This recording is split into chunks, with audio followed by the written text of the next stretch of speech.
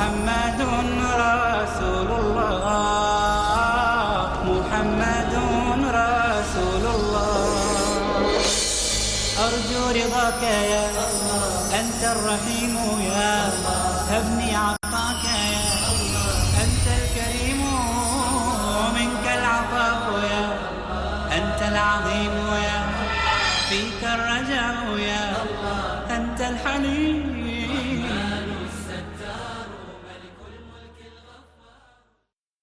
السلام علیکم ورحمۃ اللہ وبرکاتہ. الحمد للہ رب العالمین والصلاة والسلام علی رسولہ الکریم وعلی آلہ وصحبہ اجمعین ومن تبعہ بإحسان الی یوم الدین، اما بعد. محترم بھائیوں اور بہنوں، حدیث کی شہرۂ آفاق کتاب ریاض الصالحین، جو اپنے دور کے مایہ ناز عالم دین اور مشہور محدث امام نووی رحمۃ اللہ علیہ ان کا انتخاب حدیث ہے، اس مجموعے میں مختلف قسم کی احادیث ایک جگہ جمع کر دی گئی ہیں، جس میں ایمان اور عقائد کو مضبوط کرنے والی باتیں بھی ہیں، اعمال کو درست کرنے والی باتیں اور ہدایتیں بھی ہیں. تزکیہ نفس کا یہ کتاب بہت بڑا ذریعہ ہے. یہ علماء کرام، خطباء مساجد اور ہر بھائی اور بہن کی گویا روزانہ کی ضرورت ہے. امام نووی رحمۃ اللہ علیہ کا طریقہ کار یہ ہے کہ ہر عنوان کے تحت قرآن کریم کی مختلف آیات ذکر کرتے ہیں، اور پھر اس کے بعد ان کے اپنے مطالعہ اور ان کی نظر میں جو اس موضوع کی بہترین اور جامع حدیث ہو اس کا ذکر کرتے ہیں، تاکہ کم وقت میں ہمیں زیادہ سے زیادہ معلومات حاصل ہو سکیں. پچھلے ہم نے ایک باب جو یقین اور توکل کے بارے میں ہے، اس سلسلے میں بہت ساری باتیں بتائیں کہ ایک مومن کا ہتھیار اللہ پر توکل ہے. اللہ پر ایک مسلمان کا غیر متزلزل یقین ہونا چاہیے.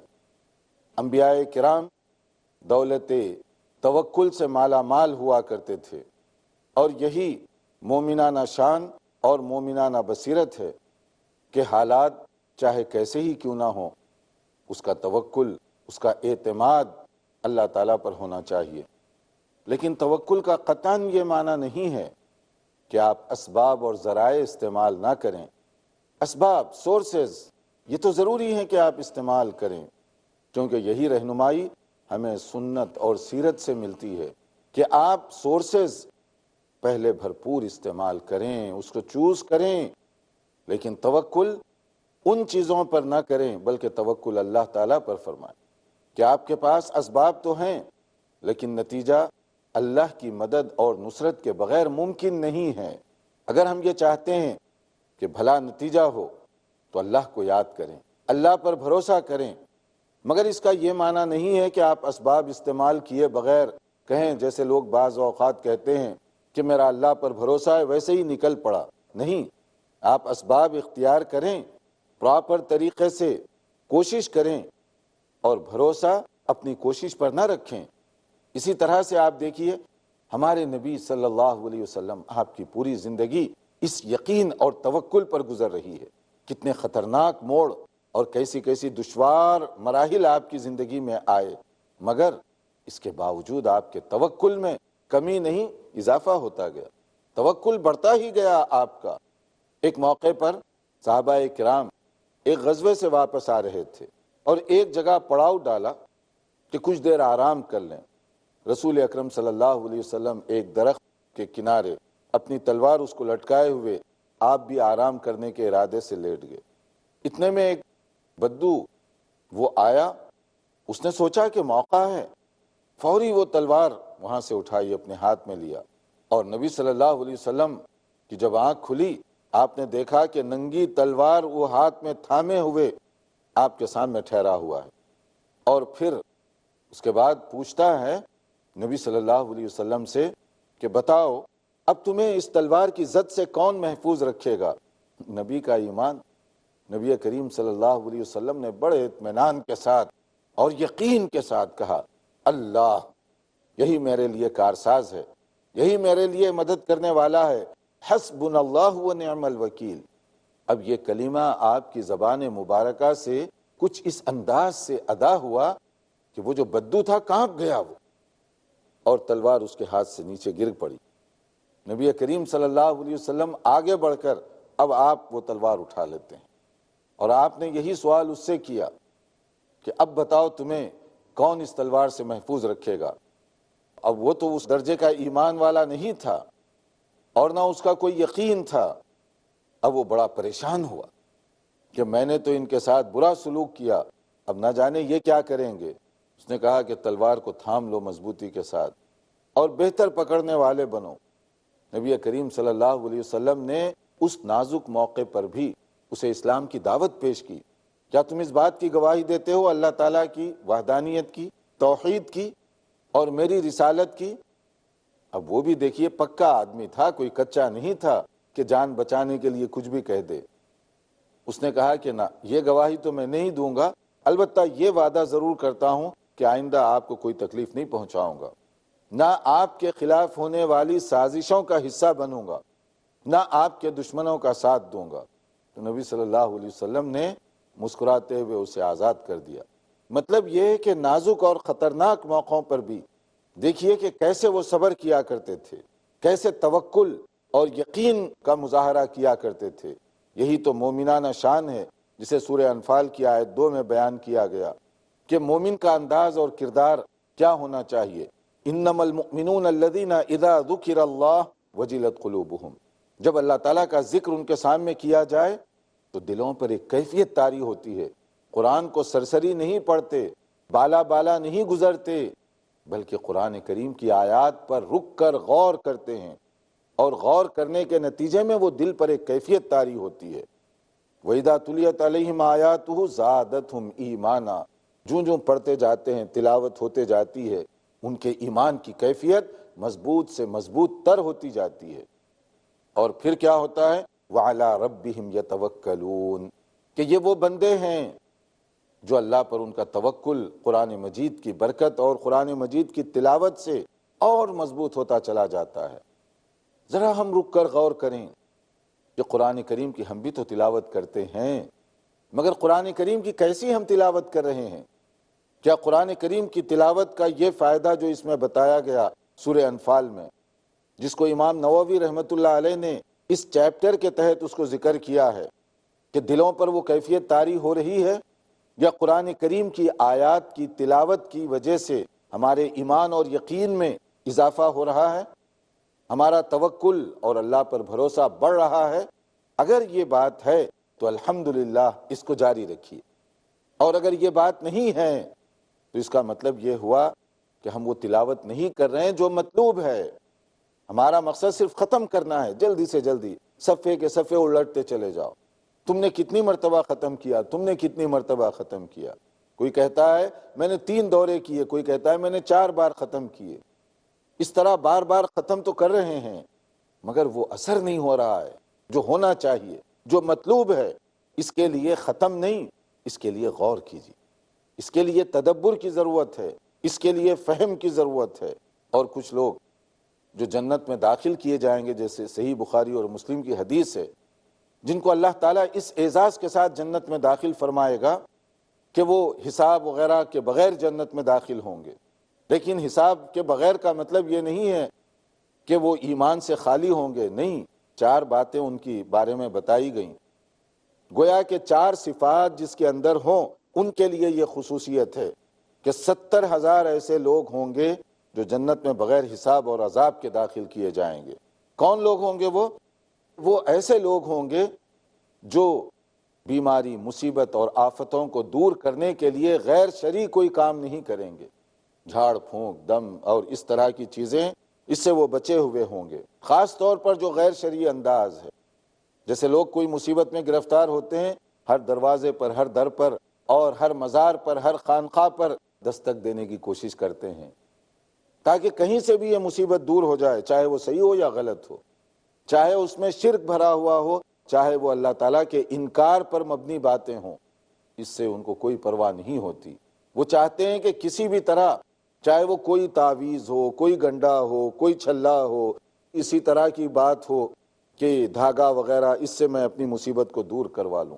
یا کچھ لوگ ایسے ہیں جو شگون پرندوں کے ذریعے سے اپنی قسمت معلوم کر رہے ہیں کہ یہ پرندہ آ گیا تو اس کے ذریعے سے خیر پہنچے گا، یہ پرندہ آ گیا تو اس کے ذریعے سے شر پہنچے گا. یعنی پرندوں سے انسان اپنی قسمت معلوم کر رہا ہے. کوا اگر آ کر گھر پر بیٹھ جائے اور آوازیں نکالے تو لوگ سمجھتے ہیں کہ یہ نحوست کی علامت ہے. بعض لوگ یہاں پر دیکھا گیا طوطے کے ذریعے سے اپنی قسمت فیوچر معلوم کرنے کی کوشش کر رہے ہیں. کوئی لوگ اسٹار کے ذریعے سے، کوئی تاروں کے ذریعے، نہ جانے کن کن ذریعے سے ہم کر رہے ہیں. زمانے جاہلیت کے اندر لوگ اس طرح کی توہم پرستی کا شکار تھے کہ وہ لوگ کوئی کام کرنے سے پہلے اہم خاص طور پر معلوم کرتے تھے یہ کام کریں یا نہ کریں، اس کے لیے وہ فال نکالا کرتے تھے. جس کو منع کر دیا گیا وہی کام ہم بھی کریں تو گویا زمانے جاہلیت کا جو انداز ہے وہ ہم اختیار کر رہے ہیں. اور پھر وہ لوگ اللہ پر توکل کرنے والے ہوتے ہیں، اللہ پر ان کا یقین ہوتا ہے، اللہ پر ان کا بھروسہ ہوتا ہے. دیکھتے رہیے ہمارا پروگرام. ایک مختصر بریک کے بعد دوبارہ حاضر ہوں گے انشاءاللہ. أنت الكريم ومنك العطاء يا ناظرین، وقفے سے پہلے ہم بتا رہے تھے کہ 70,000 وہ لوگ ہوں گے جو بغیر حساب کے، عذاب کے، جنت کے مستحق قرار دیے جائیں گے. ان میں وہ کوالٹی کا ایمان ہوگا، توکل ہوگا، اللہ پر اعتماد اور بھروسہ کرنے والے لوگ ہوں گے. یہ بات سن کر ایک صحابی کھڑے ہو گئے، عکاشہ ان کا نام تھا. انہوں نے کہا اے اللہ کے نبی صلی اللہ علیہ وسلم، دعا فرمائیے کہ اللہ تعالیٰ مجھے ان خوش نصیب لوگوں میں شامل کرے. آپ نے کہا کہ تم انہی لوگوں میں سے ہو. یہ سنتے ہی دوسرے صحابی کھڑے ہو گئے، انہوں نے بھی یہی خواہش کی. تو آپ نے فرمایا سبقک بہا عکاشہ. اس مسئلے میں عکاشہ سبقت لے گئے. یعنی اس طرح آپ نے یہ چیپٹر کلوز کر دیا. یہ نہ ہو کہ سیکنڈ کے بعد تھرڈ کھڑے ہو جائے، فورتھ کھڑے ہو جائے کہ میرے لیے بھی دعا کریں. یا اس کا ایک مطلب یہ بھی ہے کہ نبی کریم صلی اللہ علیہ وسلم کو پہلے جو صحابی عکاشہ کھڑے ہوئے تھے ان کی صفات اور ان کے اندر پائی جانے والی خوبیوں کا علم تھا، اندازہ تھا، اسی لیے آپ نے کہا کہ تم ان میں سے ہو. اور دوسرے جنہوں نے خواہش ظاہر کی شاید ان میں وہ کوالٹی نہیں تھی، اس لیے آپ نے بڑے مہذب انداز سے ٹال دیا کہ وہ آگے بڑھ گئے، انہوں نے سبقت کی، ان کے لیے یہ خیر کی بات ہے. تو اس میں خود یہ اشارہ ہے کہ ہر آدمی اس کا مستحق نہیں بن سکتا. جنت میں اور وہ بھی اس طمطراق کے ساتھ داخل ہونے کے لیے بڑی کوالٹیز کی ضرورت ہے، بڑی صفات کی ضرورت ہے. اور اسی توکل کے بارے میں ایک اور حدیث کا ذکر کیا گیا اس اہم کتاب ریاض الصالحین میں. ترمذی کی یہ حدیث ہے کہ اگر انسان کا بھروسہ توکل اللہ پر ایسے ہو جائے جیسے کہ ہونا چاہیے تو پھر اس کا فائدہ کیا ہوگا؟ اللہ تعالیٰ اس کے لیے غیب سے روزی کے دروازے کھول دے گا، ان جگہوں سے روزی عطا فرمائے گا جس کا انسان تصور نہیں کر سکتا، جو اس کے وہم اور گمان میں وہ باتیں نہیں آ سکتی. جیسے کہا گیا لو انکم تتوکلون علی اللہ حق توکلہ لرزقکم کما یرزق الطیر. اگر تمہارا توکل صحیح ہو جائے، بھروسہ بڑھ جائے، اعتماد پختہ ہو اللہ تعالیٰ پر، تو تمہارے لیے اللہ تعالیٰ ایسے دروازے کھول دے گا اور ان جگہوں سے روزی عطا کرے گا جیسے پرندوں کو دیا جاتا ہے. حیوانات اور مویشیوں کو آپ دیکھیے، چرند پرند کو آپ دیکھیے کہ صبح سویرے جب پرندہ اپنے گھونسلے سے نکلتا ہے تو خالی پیٹ ہوتا ہے اور شام جب واپس آتا ہے تو بھرا ہوا ہوتا ہے اس کا پیٹ. تو اللہ تعالیٰ پر اس کا یہ یقین ہے، یہ اس کی فطرت ہے. وہ پرندہ جا رہا ہے اور اس کے بعد پیٹ بھر کے سیر ہو کر واپس آ رہا ہے.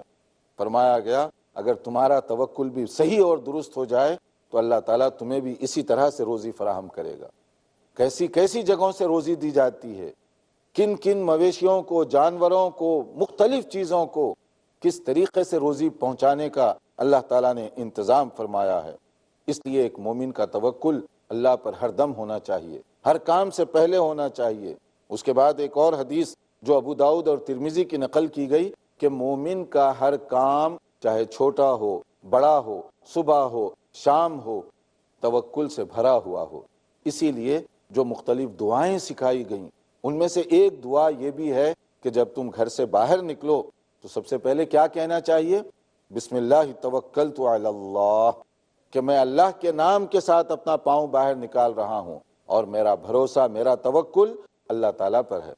بے شک آپ روزی کمانے کے لیے جا رہے ہیں، اپنے کاروبار کے سلسلے میں جا رہے ہیں، مگر توکل اللہ پر رکھیے، وہی دینے والا ہے، وہی رازق ہے۔ اسی طرح سے جب گھر واپس لوٹیں پھر بھی اللہ پر اعتماد، اللہ پر توکل۔ جب بستر پر پہنچیں دعا کر کے سوئیے، اللہ پر توکل کر کے سوئیے، توکل کا اعادہ کر کے سوئیے کہ اگر کوئی آدمی مسنون دعا پڑھ کر سوئے اور اگر اسی رات اس کی وفات ہو جائے تو اس کے لیے جنت کی خوشخبری سنائی گئی۔ یعنی ہمیں جو دعائیں بتائی گئی ہیں مختلف اوقات میں پڑھنے والی دعائیں، وہ ایسی دعائیں ہیں جو بندے کو اللہ سے قریب کرنے والی، اللہ تعالیٰ سے جوڑنے کا ذریعہ بننے والی ہیں، اس توکل کی کیفیت کو بڑھانے والی دعائیں ہیں۔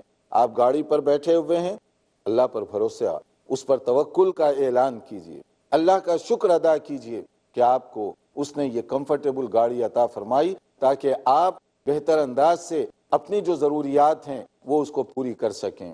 توکل کے بعد ایک دوسرا چیپٹر جو اس سلسلے میں ذکر کیا گیا وہ ہے استقامت۔ استقامت، اس میں امام نووی رحمۃ اللہ علیہ نے ریاض الصالحین میں جیسے ان کا طریقہ ہے اس عنوان کے تحت مختلف آیات کو ذکر کیا ہے۔ استقامت کہتے ہیں ثابت قدم رہنا، دین پر، ایمان کے تقاضوں پر ہر صورت میں، ہر گھڑی میں جمے رہنا، ڈٹے رہنا، اسی کا نام استقامت ہے۔ یہ نہیں ہے جیسے ہم کہتے ہیں نا 50-50 والا ایمان، کبھی ایمان کی بات کر بھی لی، کبھی انکار کر دیا، کبھی ہم مومنوں کے ساتھ شامل ہو رہے ہیں اور کبھی ایمان کا انکار بھی کر رہے ہیں، اس کو استقامت نہیں کہتے۔ یا کچھ لوگ ایسے ہوتے ہیں جو اگر کوئی راحت، خوشخبری اور اچھی خبریں آتی رہی تو ایمان کے ساتھ جڑے رہے، اور اگر کبھی کوئی تنگی آ گئی، مصیبت آ گئی، ایمان کا انہوں نے انکار کر دیا۔ یہ چیز قابل قبول نہیں ہے، یہ استقامت کے خلاف ہے۔ اور اگر ایسی استقامت پیدا ہو جائے، آدمی دین پر ثابت قدم ہو، اس کا فائدہ کیا ہے؟ سورہ حامیم سجدہ کی ایک مشہور آیت ہے، آیت نمبر 30، اس میں بڑی بشارتیں سنائی گئیں۔ کہا گیا ان الذین قالوا ربنا اللہ ثم استقاموا، کہ وہ لوگ جنہوں نے اعلان کیا اللہ کی توحید کا، اللہ پر ایمان لانے کا اعلان کیا، پھر ثابت قدم رہے اس پر، جم گئے اور ڈٹ گئے اس پر، تو ان کے لیے کیا ہوگا؟ تتنزل علیہم الملائکۃ الا تخافوا ولا تحزنوا وابشروا بالجنۃ التی کنتم توعدون۔ ان کے لیے اللہ تعالیٰ کی طرف سے مدد نازل ہوتی ہے۔ آسمان سے کیسی مدد نازل ہوتی ہے؟ فرشتوں کو نازل کیا جاتا ہے تاکہ انہیں اطمینان دلائیں کہ تمہیں رنجیدہ ہونے کی ضرورت نہیں، تمہیں پریشان ہونے کی ضرورت نہیں، بلکہ تمہارے لیے خوشخبری ہے جنت کی جو اللہ تعالیٰ نے تمہارے لیے وعدہ فرمایا ہے۔ نحن اولیاؤکم فی الحیات الدنیا وفی الآخرہ وَلَكُمْ فِيهَا مَا تَشْتَهِي أَنفُسُكُمْ وَلَكُمْ فِيهَا مَا تَدَّعُونَ نُزُلًا مِّن غَفُورٍ الرحیم، کہ جنت، کوئی دنیا کی نعمتوں سے جنت کا مقابلہ نہیں کیا جا سکتا۔ جنت بہت عالی شان ہے، اس کے اندر وہ نعمتیں ہیں جس کے بارے میں کہا گیا مَا لَا عَيْنٌ رَأَتْ وَلَا أُذُنٌ سَمِعَتْ وَلَا خَطَرَ بِقَلْبِ بَشَرٍ، ایسی نعمتیں جو انسان نے کبھی دیکھی نہیں ہیں، کبھی سنا بھی نہیں ہوگا وہ، اور نہ ہی اس کے وہم و گمان میں کبھی یہ خیال آ سکتا ہے کہ وہ کتنی لگژری ہوگی، وہ کتنی اعلیٰ جنت ہوگی۔ یعنی جنت کی نعمتوں کا دنیا کی کسی بڑی سے بڑی نعمت کا مقابلہ نہیں کیا جا سکتا، اتنی بڑی نعمتیں ہیں۔ اور یہ ساری نعمتوں کو سمجھنے کے لیے ایک جو آیت کا آخری حصہ ہے سورہ حامیم سجدہ کی آیت 30 کا جو آخری حصہ ہے وہ کافی ہے۔ نزلا من غفور الرحیم، وہ اللہ تعالیٰ کی طرف سے مہمان نوازی ہوگی جو غفور ہے، جو رحیم ہے۔ کبھی آپ نے غور کیا، ہم وہ خوش نصیب لوگ ہوں گے جو ان آیات پر عمل کریں تو اللہ کے مہمان بن جائیں گے، اور اللہ تعالیٰ گویا کہ ہمارا میزبان بن جائے گا۔ اب اگر اللہ تعالیٰ ہوسٹ بن جائے اور ہم اس کے گیسٹ بن جائیں، ہم اس کے مہمان بن جائیں، تو پھر وہ اپنی شان کے مطابق ہمارے لیے انتظام فرمائے گا۔ دنیا میں اگر آپ کے گھر میں بھی کوئی شریف آدمی ہے، اس کے گھر میں کوئی معزز مہمان آتا ہے تو اس کی خواہش اور کوشش ہوتی ہے کہ اس کا بہتر سے بہتر انتظام کیا جائے، کیونکہ یہ انسانی شرافت ہے کہ مہمان نوازی اچھے انداز سے کی جائے۔ دنیا میں ہم اپنی پوزیشن کے مطابق مہمان نوازی کی کوشش کرتے ہیں، تو اللہ تعالیٰ کے پاس کیا خزانوں کی کمی ہے؟ کیا اللہ تعالیٰ کسی کا کوئی محتاج ہے؟ وہ کیسے مہمان نوازی کرتا ہوگا؟ بس یہ ایک جملہ کافی ہے جنت کی نعمتوں کو سمجھنے کے لیے کہ جنت کی نعمتیں اللہ تعالیٰ وہ اپنی شان کے مطابق تیار کیا ہوا ہے، وہ ان لوگوں کے لیے جو اس پر ایمان لائے اور اس کے مطابق انہوں نے زندگی بسر کی۔ امام نووی رحمۃ اللہ علیہ نے اس کے بعد اپنی کتاب ریاض الصالحین میں مختلف احادیث کا تذکرہ کیا کہ ایک موقع پر، جیسے صحیح مسلم کی حدیث ہے، ایک دور دراز سے دیہاتی صحابی آئے اور انہوں نے ایک عجیب سا سوال کیا، قل لی فی الاسلام قولا لا اسأل عنہ احدا غیرک، اے اللہ کے نبی صلی اللہ علیہ وسلم مجھے کوئی ایسی بات بتائیے کہ بعد میں کسی سے پوچھنے کی ضرورت نہ باقی رہے اور اس کی وجہ سے میں جنت میں داخل ہو جاؤں۔ بڑی بات، بڑا سوال انہوں نے کیا کہ جنت میں جانا چاہتے ہیں اور کسی سے پوچھے بغیر؟ تو آپ صلی اللہ علیہ وسلم نے ان کا بھی اتنا ہی مختصر جواب دیا، اچھا یہ تمہاری خواہش ہے؟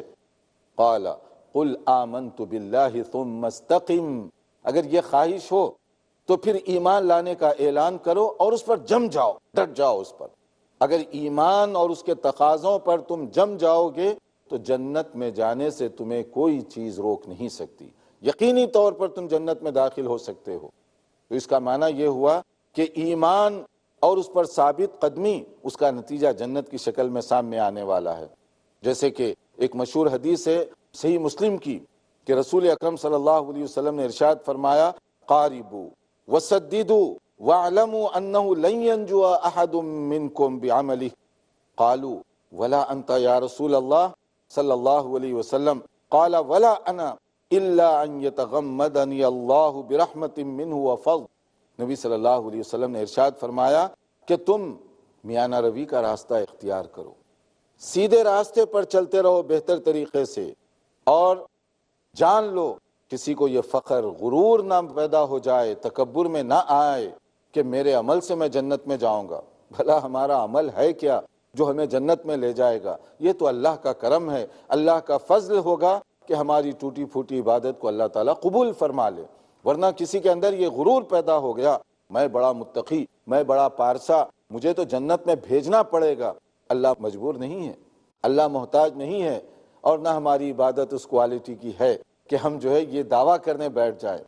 تو صحابہ کرام رضوان اللہ علیہ مجمعین کے سامنے جب یہ بات کہی گئی، انہوں نے پوچھا، اے اللہ کے نبی صلی اللہ علیہ وسلم، کیا یہی بات آپ کے ساتھ بھی ہوگی کہ آپ بھی اپنے عمل کی بنیاد پر جنت میں نہیں داخل ہوں گے؟ آپ نے فرمایا، جی ہاں میرے لیے بھی یہی بات ہے۔ حالانکہ نبی کا عمل کتنا کتنا طویل قیام فرمایا کرتے تھے، کیا کیا محنتیں اور مشقتیں آپ برداشت کیا کرتے تھے، کس کس طریقے سے اللہ کا ذکر کیا کرتے تھے، ساری زندگی اللہ کی بندگی میں گزری، مگر اس کے باوجود آپ نے فرمایا کہ جب تک اللہ تعالیٰ اپنے فضل و کرم کی چادر مجھ پر نہ ڈال دے، میرے لیے بھی یہی معاملہ ہوگا، اللہ کا فضل ہوگا تو ہم جنت میں داخل ہوں گے۔ تو اس لیے عبادت پر تکبر نہیں بلکہ اللہ تعالیٰ سے دعا کرتے رہنا چاہیے، عبادت کریں اور اللہ سے دعا بھی کرتے رہیں۔ استقامت کے بارے میں کچھ باتیں انشاءاللہ تعالی آئندہ بیان کی جائیں گی، انتظار کیجئے ہمارے اگلے درس کا۔ والسلام علیکم ورحمۃ اللہ وبرکاتہ۔ هذا القرآن يوحدنا لطريق الخير يوجهنا